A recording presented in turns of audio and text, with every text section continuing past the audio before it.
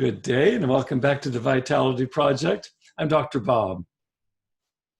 Yesterday we finished with an exercise in compassion. Specifically, we sought to find compassion within ourselves for just how demanding early recovery.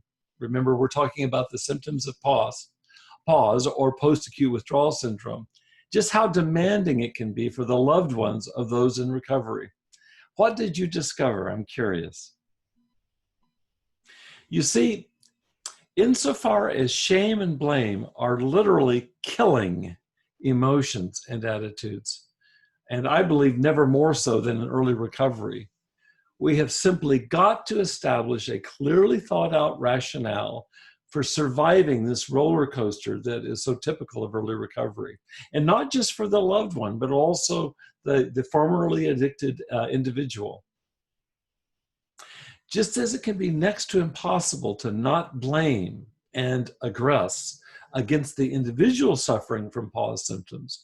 Remember, we've talked about three primary symptoms: numbed pleasure response, increased craving, and decreased self-control. And that's just for starters. It can be next to impossible not to climb down that person's throat and judge them. It can be equally difficult for the recovering person to not drop straight down into the sinkhole of self-condemnation, shame, self-blame, depression, and maybe worst of all, paralysis of continued forward progress. Shame, as we've talked about here before at the Vitality Project, is the brain and body's freeze response. The last thing that any of us need in recovery, especially early recovery because it's so dicey, the last thing we need is this deer in the headlights freeze response.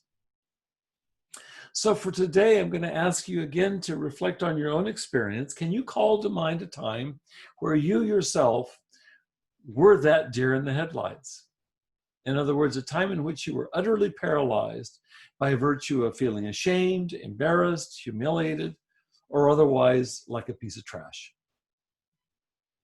We are here together working to form a solid argument for finding some counterposition, even amidst PAWS and early recovery, some counterposition to help combat the otherwise very slippery slope into shame, blame, and the lockdown that goes hand in hand with it, the lockdown in terms of making any sustained forward progress in our recovery.